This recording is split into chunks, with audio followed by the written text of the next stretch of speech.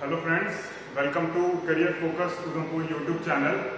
हम अपनी जो सीरीज स्टार्ट कर रखी है यूट्यूब पे फ्री ऑफ कॉस्ट, सभी एग्जाम्स के लिए हम जीएस करवा रहे हैं इस पे। तो इस पे ज्योग्राफी हमने स्टार्ट की हुई है एंड नेक्स्ट टॉपिक हम आज पढ़ेंगे geological time scale of our earth. तो जो हमारा जो बिग बैंग, सबसे पहले बोलते हैं कि जो यूनिवर्स क्रिएट हुआ वो बिग बैंग के वजह से हुआ।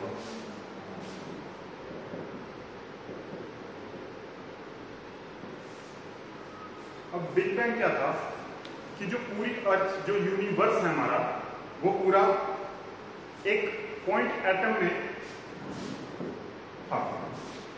इसको हम सिंगुलैरिटी बोलते थे एंड ये एक्सप्लोड हुआ। एक्सप्लोड होने का रीजन हमको नहीं मालूम, बट ये एक्सप्लोड हुआ और जो भी मैटर था, एनर्जी थी, वो इससे रिलीज हुई और एक्सपैंड होती गई और ये आज भी एक्सपैंड हो रही है। एंड ये इवेंट जो हुआ था 3.7 बिलियन ईयर्स अगो। इतने सालों पहले ये इवेंट हुआ था। तो 30.7 बिलियन ईयर्स से लेके आज तक हम ये जो पढ़ रहे हैं, इसको इजीली हम पढ़ सकें, इसको हम समझ सकें, अलग अलग कैटेगरीज में जो भी इवेंट्स हुए उनको डिवाइड करके हम इजीली कॉम्प्रिहेंड कर सकें। इसीलिए हमने इस टाइम जोन को डिवाइड किया है इयॉन्स में। इयॉन्स को फर्दर डिवाइड किया है एरास में, एरास को फर्दर डिवाइड किया है पीरियड्स में एंड पीरियड को फर्दर डिवाइड किया है इपॉक्स में। 30.7 billion years ago universe was created.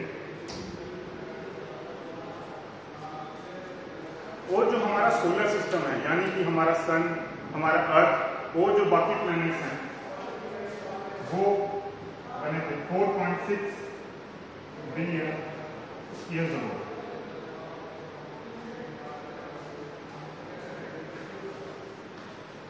तो यहां से यहां तक के बीच का जो टाइम है वो हमारे लिए पढ़ना बहुत मुश्किल है, समझना बहुत मुश्किल है।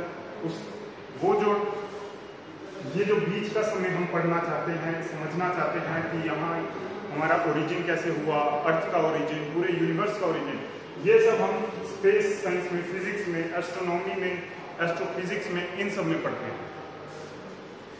अगर हम इसको फर्दर, जैसा मैंने बताया कि इयॉन्स में डिवाइड कर रखा है हमने,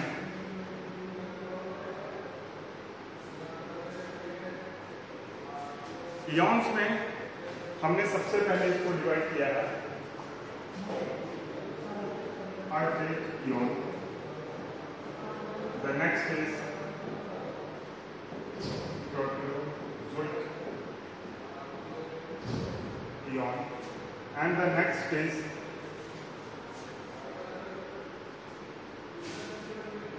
फोनेरोजोइक इयॉन। ये 3 इयॉन्स में हमने इसको डिवाइड किया है एंड ये जो आर्काइक इयॉन है, इसी को हम आर्केजोइक ईरा भी कह देते हैं, क्योंकि इसको फर्दर हमने कहीं डिवाइड नहीं किया है। यहाँ पे बहुत सी चीजें हम मिसिंग है जिसको हम आज तक समझ नहीं पाए, हम समझने की कोशिश कर रहे हैं। एंड सिमिलरली प्रोटेरोजोइक इयॉन को हम प्रोटेरोजोइक ईरा भी कहते हैं। बट जो फोनेरोजोइक इयॉन है उसमें ये बाकी सारे ईराज, यानी कि पैलेयोजोइक, मेसोजोइक एंड सेनोजोइक आ जाते हैं। इनको हम फर्दर आगे पढ़ेंगे।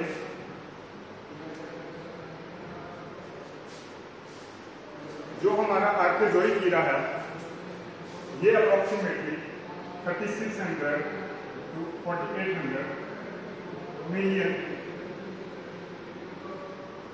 ईयर्स अगो हुआ। इस टाइम पे जो हमारी अर्थ थी वो बहुत ही ज्यादा गर्म थी, जहाँ पे बहुत सारे वोल्केनिक इरप्शंस हो रहे थे। और ये वही टाइम है जिस टाइम पे हमारे जो फर्स्ट ओशंस या फर्स्ट कॉन्टिनेंट्स क्रिएट हुए। Oceans and continents were created इतने लाखों साल पहले।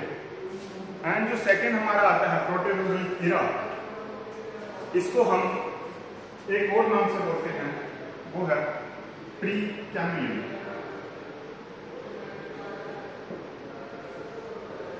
प्री कैम्ब्रियन में हम कभी कभार आर्केज़ोइक को भी इंक्लूड कर देते हैं, बट मोस्टली हम प्रोटेरोज़ोइक की ही बात करते हैं। इस टाइम पे जो हमारे वर्ल्ड हमारा अर्थ है, यहाँ का सबसे पहले जो माउंटेन्स हैं वो इस टाइम पे प्री कैम्ब्रियन एरा में बने थे, जो ओल्ड माउंटेन्स हैं। एंड इसका सबसे बेस्ट एग्जांपल हमारे इंडिया में ही है, that is Aravallis. Aravallis pre Cambrian time पे बनी थी, जो कि वर्ल्ड ओल्डेस्ट माउंटेन चेन है। और इसी टाइम पे जो हमारी लाइफ है अर्थ पे, वो भी ओरिजिनेट हुई थी सिंगल सेल से from in the oceans. Life originated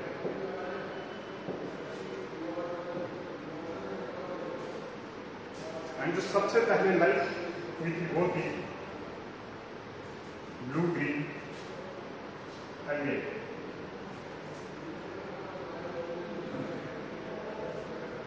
इस टाइम पे हमारी लाइफ ओरिजिनेट हुई।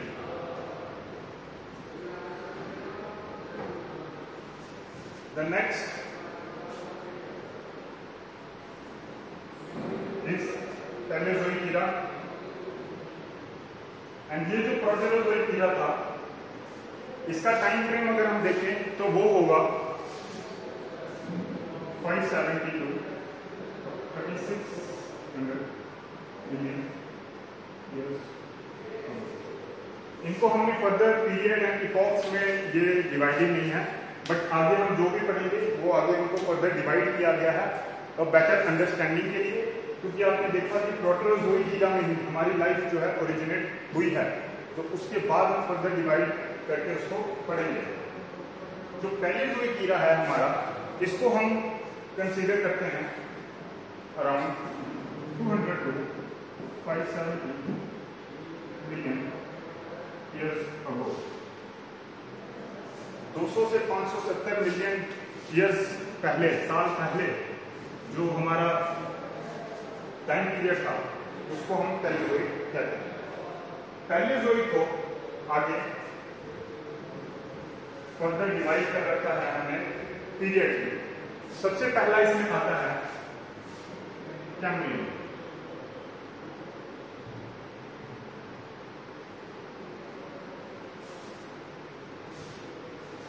First period is called Cambrian, इसलिए जो उससे पहले का टाइम था उसको हम प्री कैम्ब्रियन बोलते हैं।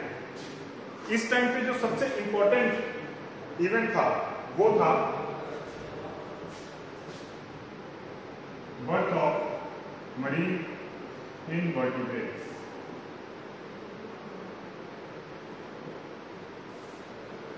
एंड मरीन इनवर्टिब्रेट्स वो होते हैं, इनवर्टिब्रेट का मतलब ये होता है जिसकी बैकबोन नहीं है, स्पाइन नहीं है।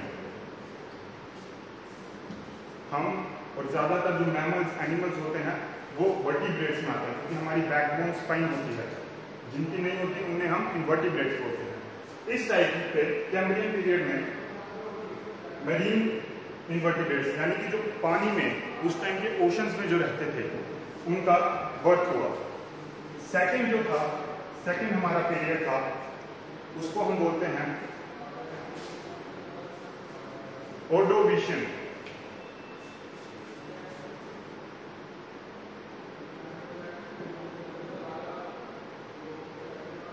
इस टाइम पे हमारी जो फिश थी, फर्स्ट फिश, उसका बर्थ। ये हमारे बहुत इंपॉर्टेंट स्टेप्स आप कैसे देख सकते हैं। जो डार्विन की थ्योरी है उसको हम पूरा देखेंगे कि कैसे कैसे स्टेप बाय स्टेप हमारा एवोल्यूशन हुआ है from single cell algae, blue green algae से कैसे मरीन इनवर्टिब्रेट्स बने, कैसे फर्स्ट फिश आई, एंड इसके आगे हम कैसे प्लांट्स बने, रेप्टाइल्स आई, डायनासोर्स आए, और फिर कैसे ह्यूमन का बर्थ हुआ। थर्ड जो हमारा पीरियड है उसको हम बोलते हैं सिलूवियन।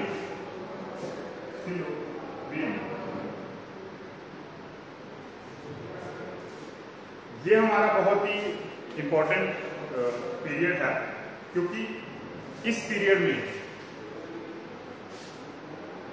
First evidences of life on land, यानी कि प्लांट।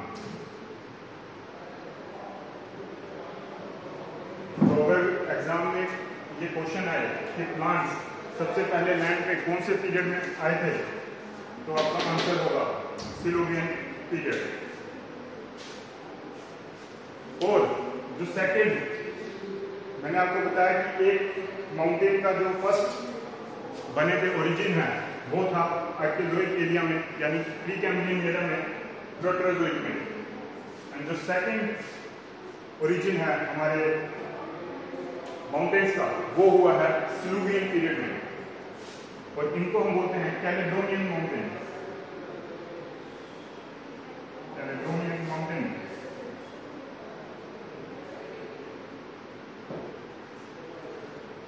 इसका एग्जांपल है Appalachians in USA, in North America. इसका दूसरा एग्जांपल है यूराल इन रशिया। तो ये हमारे 3 पीरियड्स हो गए। इसके बाद जो हमारा फोर्थ पीरियड आता है उसको हम बोलते हैं डेवोनियन। आप इसका स्क्रीनशॉट ले सकते हैं।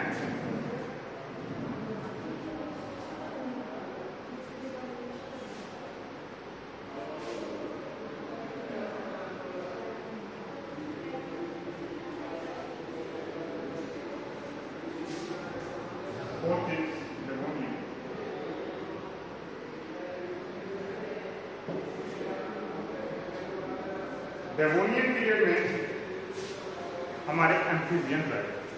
एम्फीबियंस क्यों है? इसका रीजन ये है कि जो फिशिस थी उनका जो नंबर है वो बहुत ज्यादा रैपिडली बढ़ गया, इसलिए हम इसको एज ऑफ फिश भी बोलते हैं। और इनका नंबर एकदम से इतना बढ़ने की वजह से कुछ फिशिस ने लैंड पे माइग्रेट करना स्टार्ट किया, एंड धीरे धीरे उनका एवोल्यूशन हुआ, जो कि फिर वो लैंड पे भी सर्वाइव करना धीरे धीरे सीख गई। एंड यहां से हमारा एम्फीबियंस का बर्थ हुआ। एम्फीबियंस वो एनिमल्स होते हैं जो लैंड और वाटर में दोनों में सर्वाइव कर सकते हैं, जैसे कि हमारा टर्टल।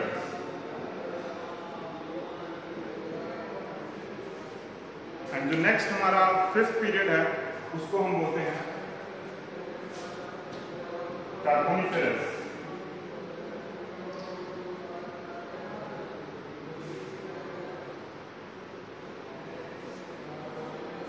इसको आप नाम से भी बता सकते हैं, कार्बन। इस टाइम पे जो सबसे इंपॉर्टेंट जो हुआ था वो है CDE, यानी कि जो Alfred Wegener and FB Taylor की जो थ्योरी थी कॉन्टिनेंटल ड्रिफ्ट थ्योरी, वो इसी पीरियड में कार्बोनिफेरस पीरियड में स्टार्ट हुई थी। इसी टाइम पे जो हमारा एक सिंगल कॉन्टिनेंट था पैंजिया, और जो सिंगल वर्ल्ड ओशन था पैंथेलेसा, उस टाइम पे पैंजिया ब्रोक टूटा और उसने 2 कॉन्टिनेंट्स बनाए। नदर्न हेमिस्फीयर में जो था उसका नाम रखा गया लॉरेशिया, एंड जो सदर्न हेमिस्फीयर में था उसका नाम रखा गया गोंडवाना लैंड।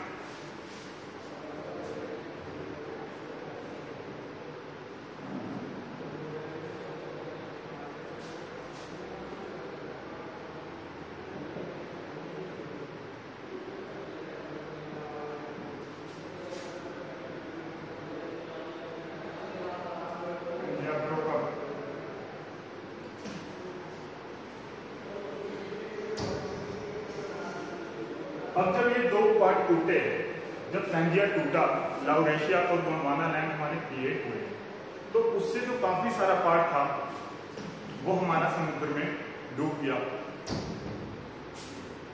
एंड वो समुद्र में डूबने की वजह से लैंड हमारा यहाँ पे बना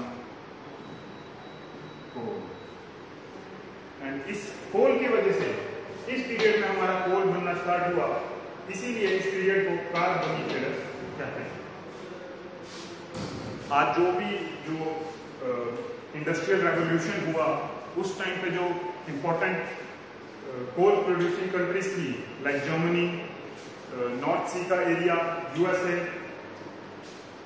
उस टाइम पे ये जो इंपॉर्टेंट कंट्रीज हैं ये उस टाइम पे इक्वेटर पे मौजूद थे। इनकी पोजीशन जो कॉन्टिनेंट्स की है वो इक्वेटर पे थी। इसमें उस टाइम के जो एग्जांपल्स हैं वो है ब्राजील, नॉर्थ सी का area,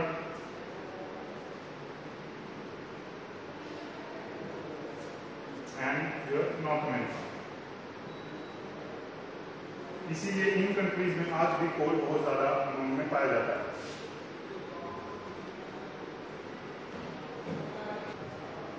and the last important thing जो यहां पे हुई वो है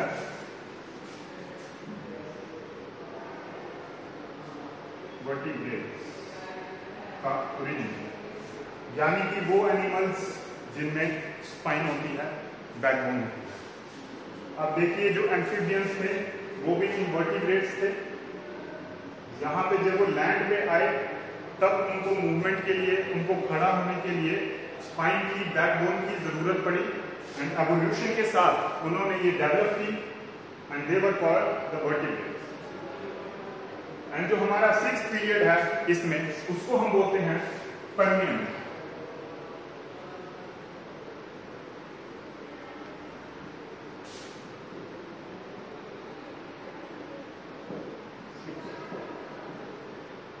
जो इंपॉर्टेंट इवेंट था वो ये था रेप्टाइल्स का ओरिजिन।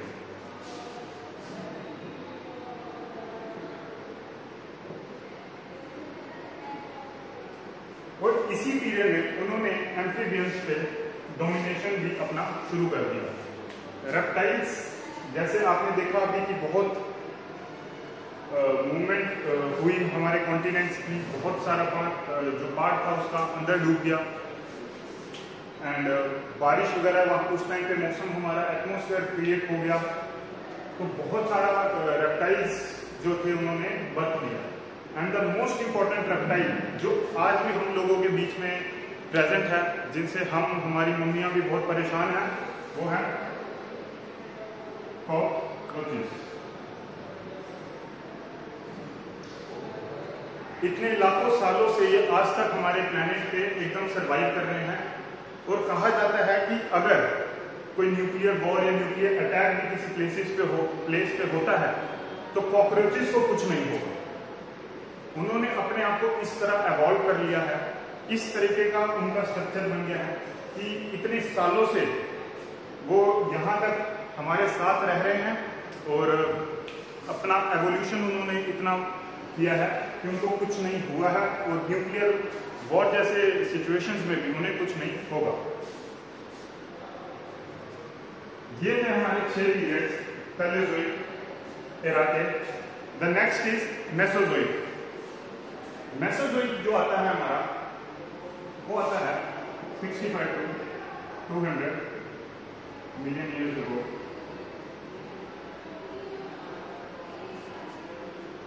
इसको भी 3 पार्ट में डिवाइड किया गया है मेसोज़ोइक को, 3 पीरियड्स में।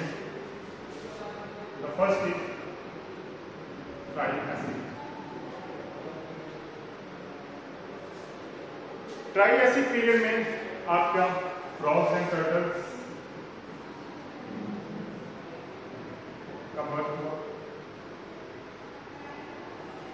And the next important part, the next important चीज जो मैंने अभी आपको बताया कि पैंजिया ब्रोक हुआ, नदर्न हेमिस्फीयर वाले को लॉरेशिया कहा गया, सदर्न हेमिस्फीयर वाले को गोंडवाना लैंड।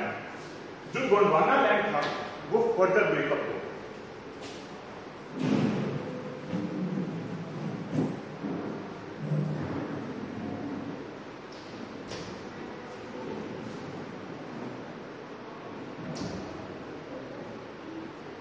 जो गोंडवाना लैंड है वो और ज़्यादा छोटे छोटे पीसेस में टूटा, और इसमें से एक जो इम्पोर्टेंट पीस था वो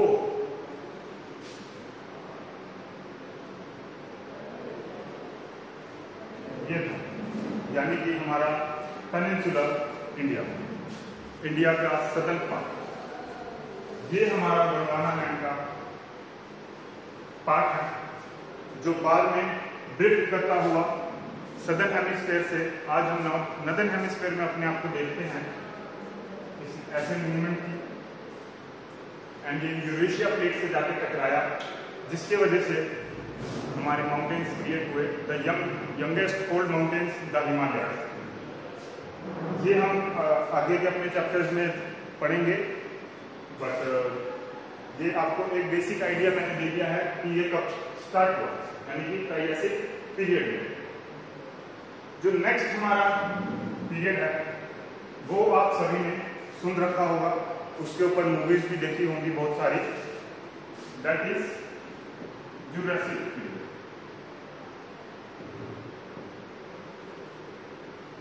जुरासिक पीरियड में आप सभी जानते हैं जो सबसे इंपॉर्टेंट इवेंट है वो है डायनासोर।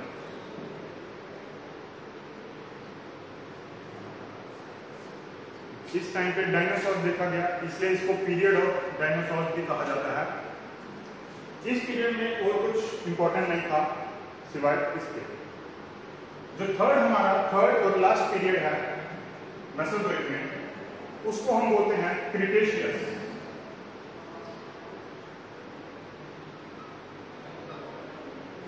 Cretaceous period. इस टाइम पे हमें बहुत सारा डिस्ट्रक्शन देखने को मिला। इस पीरियड में मास एक्सटिंक्शन देखने को मिला। इस पीरियड में बहुत से वॉल्केनिक इरप्शन हुए, बाहर से मीटियोराइट्स जहाँ पे आके गिरे, सी लेवल में बहुत सा चेंज हमने देखा, जो सी लेवल का बहुत ज़्यादा राइज हुआ, एंड बहुत सारा वॉल्केनिक इरप्शन हुआ, एंड बहुत से मीटियोराइट्स आके अर्थ पे स्ट्राइक हुए, जिसके वजह से जिसका रिजल्ट ये हुआ कि हम डायनासोर का एक्सटिंक्शन भी हो गया। एक्सटिंक्शन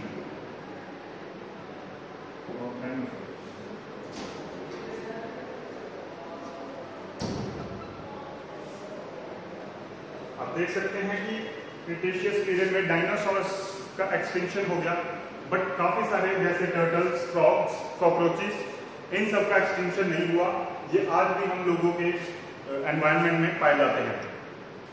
जो सेकंड इंपॉर्टेंट थिंग हुई, मैंने भी आपको बताया कि बहुत सा वॉल्केनिक इरप्शन हुआ यहाँ पे, एंड इससे पहले आपको ट्राइएसिक में बताया कि इंडिया जो है, इंडिया का पेनिनसुलर पार्ट वो गोंडवाना लैंड से अलग हो गया एंड नॉर्थ की तरफ मूव हुआ। तो जब ये हमारा पेनिनसुलर पार्ट यहाँ इक्वेटर के नीचे अफ्रीका के पास रीयूनियन आइलैंड्स हैं यहाँ पे हमारे, एंड यहाँ से हमारा इंडिया जब गुजर रहा था तो यहाँ रीयूनियन आइलैंड्स पे बहुत से वॉल्केनिक इरप्शंस हुए। इसका लावा हमारे यहाँ इंडिया पे आके गिरा, इसलिए हम यहाँ पे आज देखते हैं कि हमारे यहाँ पे ब्लैक सॉइल है, जिसको हम डेक्कन लावा प्लेट्यू बोलते हैं। बहुत अच्छी, बहुत ही ज़्यादा फर्टाइल ब्लैक सॉइल है। यहाँ पे जो मेन क्रॉप है हमारी वो है कॉटन। कॉटन के लिए बेस्ट सॉइल मानी जाती है, एंड इस एरिया में अगर आप देखें गुजरात, महाराष्ट्र के रीजन में कॉटन सबसे ज़्यादा यहीं पे उगाई जाती है। एंड इसके बाद ये यहाँ पे इक्वेटर को क्रॉस करता हुआ ट्रॉपिक ऑफ कैंसर तक चला गया।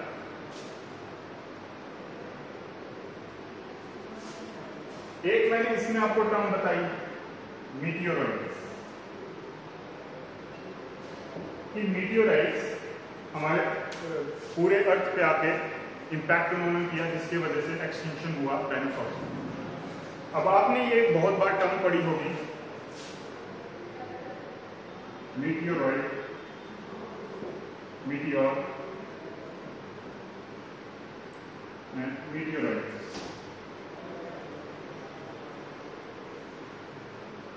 And also asteroid.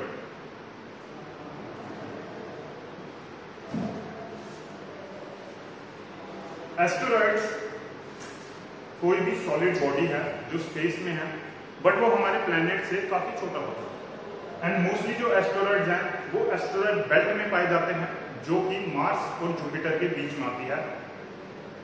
तो जो मीटियोरॉइड है एस्टेरॉइड का पार्ट ही होता है, लेकिन वो बहुत छोटा होता है। If this is my asteroid, then this small part will be called my meteoroid, जो कि उससे अलग हो गया। This will be called my meteoroid. And जब तक वो स्पेस में है उसको हम मीटियोरॉइड बोलेंगे। जैसे ही वो हमारे अर्थ की तरफ आ जाएगा, हमारी ग्रेविटेशनल अर्थ के ग्रेविटेशन पुल की वजह से उसको मीटियोरॉइड को अपनी तरफ खींचेगा, एंड जैसे ही वो एटमॉस्फेयर में एंटर करेगा उसको हम मीटियोर बोलेंगे, क्योंकि वो अब हमारे लिए एक कंसर्न है। अगर वो बहुत बड़ा मीटियोरॉइड हुआ तो हमारी सिटीज को वो डिस्ट्रॉय कर सकता है, हमारे लोगों की जान जा सकती है, इंफ्रास्ट्रक्चर का डिस्ट्रक्शन हो सकता है। इसीलिए हम जो मीटियोरॉइड्स होते हैं जो हमारे अर्थ के बहुत पास होते हैं, हम उनको कॉन्स्टेंटली मॉनिटर करते रहते हैं। एटमॉस्फेयर में एंटर करने के बाद उसको हम मीटियोर बुलाते हैं, एंड जब वो अर्थ पे गिर जाए, अर्थ पे इंपैक्ट करे, तब हम उसको मीटियोराइट बोलते हैं। एक ही single piece of solid body को हम डिफरेंट नाम से बुला रहे हैं जब जब उसकी लोकेशन चेंज हो रही है, उसकी पोजीशन चेंज हो रही है। ये हमारा मेसोजोइक ईरा भी यहीं पे खत्म होता है, और अब हम लास्ट अपना जो सेनोजोइक ईरा अब स्टार्ट करेंगे। ये सबसे ज्यादा इंपॉर्टेंट है इस टॉपिक में, क्योंकि यहां पे हम देखेंगे बर्थ ऑफ ह्यूमंस। आज हम होमो सेपियंस हमारी स्पीशीज को कहा जाता है, वो इसी ईरा में आई है, इसी में डेवलप हुई है। जो भी हम हिस्ट्री पढ़ते हैं, जितने भी वॉर्स हुए हैं, सब इसी ईरा में हुआ है। इसके अंदर दो पीरियड्स आते हैं। First is tertiary and the second is quaternary.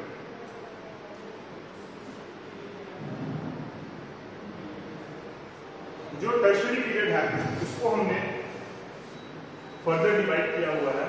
Cenozoic को हम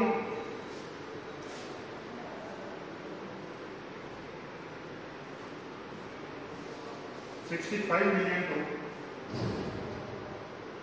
present time, यानी कि 65 मिलियन ईयर्स अगो से लेके प्रेजेंट टाइम तक जो भी है वो हम सेनोजोइक ईरा बोलते हैं। यानी कि आज जिस हम ईरा में रह रहे हैं, हम सेनोजोइक ईरा में रह रहे हैं। एंड जो टर्शियरी है वो 2 to 65 million years ago, and quaternary is 2 million years ago to present time to 2 million years ago. Tertiary को हमने फर्दर इपॉक्स में डिवाइड कर रखा है। उसमें पहला आएगा Palaeocene.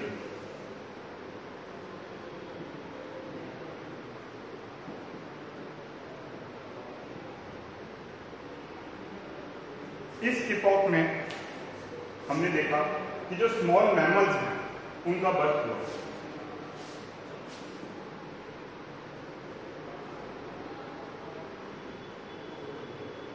Example rats and rodents. Second जो इपॉक है उसको हम बोलते हैं इओसीन।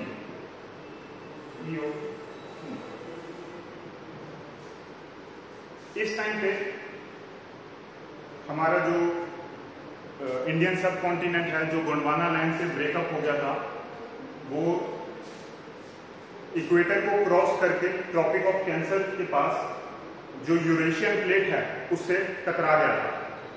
उसके टकराने के बाद जो टेथिस सी था बीच में, वो पूरा खत्म हो गया था। एंड जो हमारे हिमालयज है उनका जो बनना था, उनका ओरिजिन वहां से स्टार्ट हो गया था। तो इस जो इपॉक है इसमें हमारे बने थे ग्रेटर हिमालय।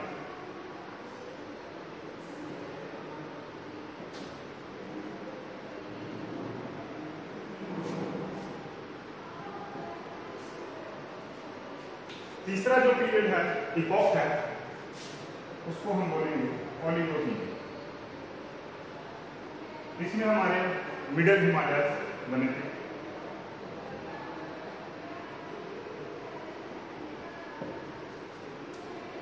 जो हमारा फोर्थ है उसको हम बोलते हैं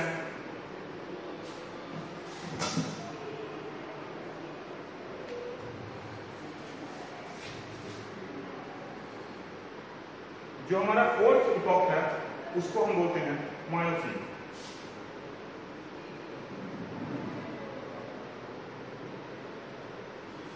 इसमें हमारे जो सबसे लास्ट हिमालय है जिसको हम शिवालिक बोलते हैं।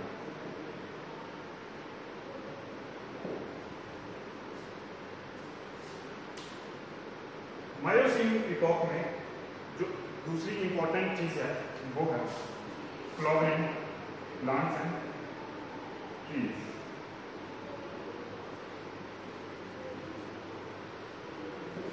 Flowering plants and trees. इस टाइम पे हमारा इनका ओरिजिन हुआ, प्लांट्स जो थे फ्लावर्स वाले आने लग गए एंड फ्लावर्स के बाद फ्रूट्स एंड वेजिटेबल्स।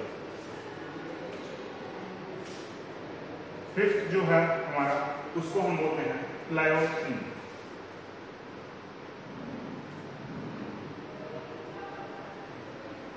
प्लायोसीन में जो हमारे ह्यूमंस हैं, हमारी ह्यूमन की स्पीसीज है होमो सेपियंस, उनके जो एंसेस्टर्स थे जो कि एप्स से ह्यूमन की तरफ इवॉल्व हो रहे थे, जो फर्स्ट ह्यूमन एंसेस्टर्स हैं वो इस इपॉक में हुए थे।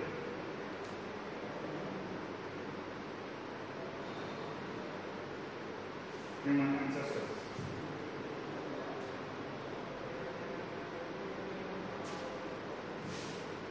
ये जो पीरियड है टर्शियरी, इसको हमने इन 5 इपॉक्स में डिवाइड कर रखा है। इसके बाद अब आता है क्वाटरनरी पीरियड जो प्रेजेंट टाइम से 2 मिलियन ईयर्स अगो तक था। इसमें जो फर्स्ट इपॉक आता है उसको हम बोलते हैं Pleistocene. First epoch is Pleistocene. Pleistocene को हम एक और नाम से बोलते हैं, ये भी आप बच्चों को पता होगा एंड इस पे बहुत सी मूवीज आपने देखी होंगी। इसको हम बोलते हैं आइस एज। ये पहली आइस एज नहीं थी हमारी पूरे अर्थ की एवोल्यूशन में। This is not the first ice age, but ये लास्ट आइस एज है जो हमें पता है, जब वहां पे हमारी ह्यूमन स्पीशीज या उनके एंसेस्टर्स एंड एनिमल्स जहां पे प्रेजेंट थे। बट इससे पहले भी आइस एजेस हो रखी हैं। ये जो सबसे पहले हमारे एवोल्यूशन से एकदम नियरेस्ट है एंड जो लास्ट आइस एज है वो प्लीस्टोसीन पीरियड में हुई थी, जो हमारे लिए कंसर्न, जिसको हम ज़्यादातर स्टडी करते हैं एंड अपने ज्योग्राफिकल लैंड फॉर्म्स में पढ़ते हैं। द सेकेंड एंड जो आइस एज थी, इसका सबसे ज़्यादा इफेक्ट जो देखा गया था वो था नॉर्थ अमेरिका, यानी कि कनाडा एंड कुछ पार्ट्स ऑफ यूएसए भी, जो हमारा स्कैंडिनेवियन कंट्रीज है वहाँ पे, सेंट्रल एशिया तक पूरा हमें आइस एज में कवर हो गया था। एंड ये जो मोस्ट इंपॉर्टेंट इसका पार्ट है कि जो नदर्न पार्ट ऑफ इंडिया है, यानी कि हमारा कश्मीर श्रीनगर का पार्ट, ये भी उस टाइम आइस एज के अंडर थे। Northern most part of India. उस टाइम पे आइस एज के वजह से, पानी जमने के वजह से जो ओशंस थे उनका सी लेवल डिक्रीज हो गया था। लेकिन जब आइस एज खत्म हुई, जब बर्फ जो थी वो मेल्ट हुई, वापिस वो पानी ओशंस में गया और एकदम से सी लेवल के राइज की वजह से उस टाइम भी हमने मास एक्सटिंक्शन देखा। जो भी स्पीशीज ओशंस के पास थी, जो भी सेटलमेंट्स थी वहां पे, वो सब डिस्ट्रॉय हो गई थी। और जब यहाँ पे northern most part of India में, मैंने आपको बताया कि यहाँ पे भी आइस एज यहाँ तक देखी गई है, यहाँ पे जब आइस एज खत्म हुई तो जो रीजन बना उसको हम बोलते हैं करेवा रीजन। ये हमारा कश्मीर में आता है। ये बहुत ही ज़्यादा इम्पोर्टेंट है यहाँ के क्रॉप्स के लिए। स्पेशली हम जो भी कश्मीर के ठंडे मौसम में इस टाइम पे क्रॉप्स उगाई जाती हैं, जैसे कि केसर, वो इसीलिए उगाई जाती हैं। इसी के वजह से ऐसी सॉइल क्रिएट हो गई है वहाँ पे आइस एज की वजह से। इसीलिए जो हम देखते हैं कि पूरे इंडिया में अगर ऐसा मौसम भी कहीं पे अवेलेबल हो, जैसे कि नॉर्थ ईस्ट या हिमाचल में, बट वहाँ पे हम केसर नहीं उगा सकते। उसका सबसे इम्पोर्टेंट जो रीज़न है वो यही है कि वहाँ पे जो सॉइल है उसको हम करेवा सॉइल या करेवा रीजन कहते हैं। जो हमारा सेकंड अब इसमें इपॉक है उसे हम बोलते हैं होलोसीन।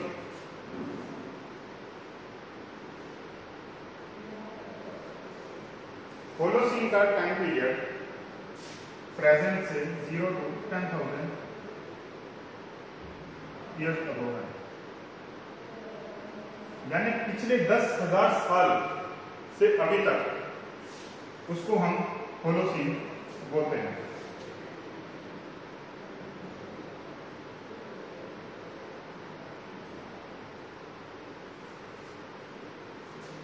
इस टाइम पे हमने जो देखा वो है मॉडर्न मैन, यानी कि हम लोग। इसी टाइम पे हमारा इंडस्ट्रियल रेवोल्यूशन हुआ। जो भी हमने वॉर्स अभी तक देखे हैं किसी भी देश में या इंडिया में, world war 1, world war 2, battle of Panipat, जो भी राजा महाराजा अभी तक आए हैं, गए हैं, रहे हैं यहाँ पे, वो सारे इसी पीरियड में हुए हैं। इंडस्ट्रियल रेवोल्यूशन, इंटरनेट, AI और आज भी हम जो रह रहे हैं वो इसी में है। बट करंटली जो हम बुक्स में आज भी आप कोई भी NCERT वगैरह या जो भी रेफरेंस बुक्स होती हैं हमारी स्टैंडर्ड, उसमें यहीं तक कराया जाता है। बट साइंटिस्ट ने रिसेंटली एक और इपॉक बनाया है।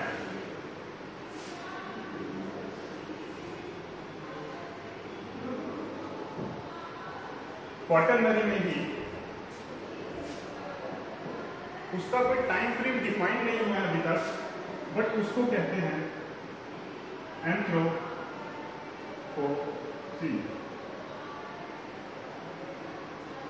Anthro means human.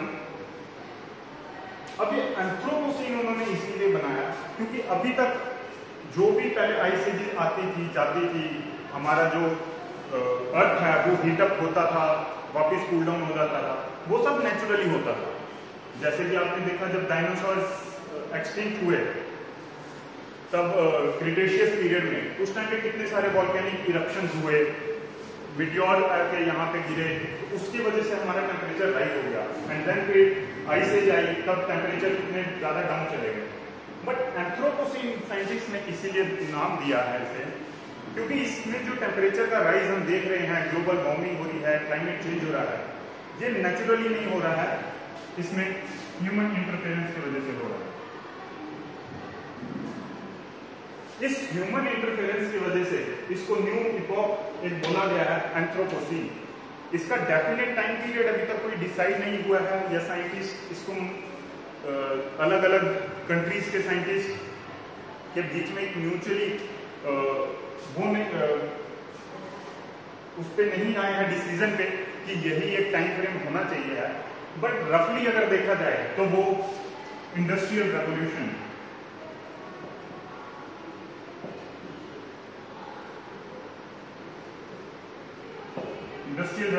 को जो इंग्लैंड में आपका स्टार्ट हुआ था 1700 में, उसको मानते हैं क्योंकि उसी टाइम पे हमारा जो कोल है यूज होना स्टार्ट हुआ, हमारा स्टीम इंजन बना, वहीं से हम जो है इंडस्ट्रियलाइजेशन की बात कर रहे हैं। उसी टाइम पीरियड से अभी तक हम एंथ्रोपोसीन बोल रहे हैं क्योंकि उसी के बाद से ह्यूमन के वजह से जो हमारा ग्लोबल वार्मिंग है वो ज़्यादा हो गई है, टेम्परेचर्स काफ़ी ज़्यादा राइज कर चुके हैं एंड सी लेवल में काफ़ी ज़्यादा राइज देखा जा रहा है। क्लाइमेट चेंज को हम सीरियसली खुद अपनी आंखों से हर जगह विटनेस कर सकते हैं। तो ये था हमारा आज का topic, geological time scale. New lecture हम लाएंगे नेक्स्ट डे पे, तो इस वीडियो को लाइक एंड सब्सक्राइब कीजिए। कोई भी आपका डाउट हो तो कमेंट कीजिए, आपको जल्दी से जल्दी रिस्पॉन्स मिलेगा।